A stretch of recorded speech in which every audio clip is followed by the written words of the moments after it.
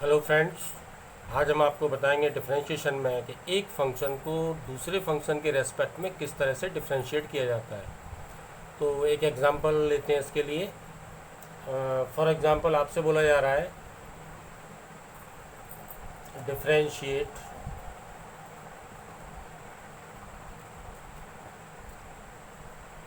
A sine x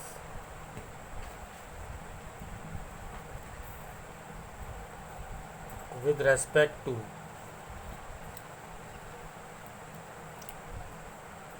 e raised to power suppose cos x। Okay,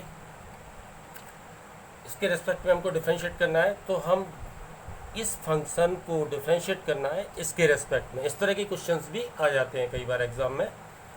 तो हम इसको assume कर लेंगे y सपोज, और इसको एज्यूम कर लेंगे z। Let y equals to a sin x and z equals to e raised to power cos x। कहने का मतलब a sin x को डिफरेंशिएट करना है कि पावर cos x के रेस्पेक्ट में, इट मीन्स y को z के रेस्पेक्ट में आपको डिफरेंशिएट करना है।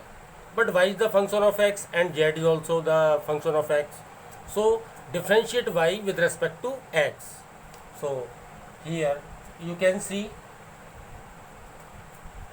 dy over dx equals to a is constant, differentiation of sin x with respect to x, this is cos x, and here z is also the function of x, so we have to differentiate z with respect to x, means dz over dx e raised to power t।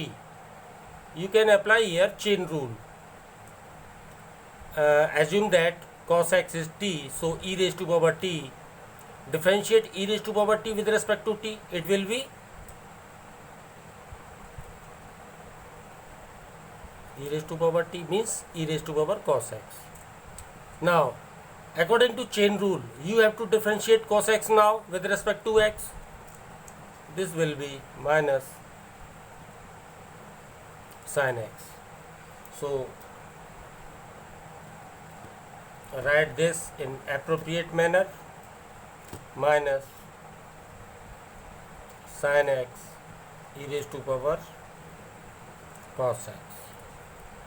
But हमको differentiate करना था y को z के respect में, मतलब dy over dz।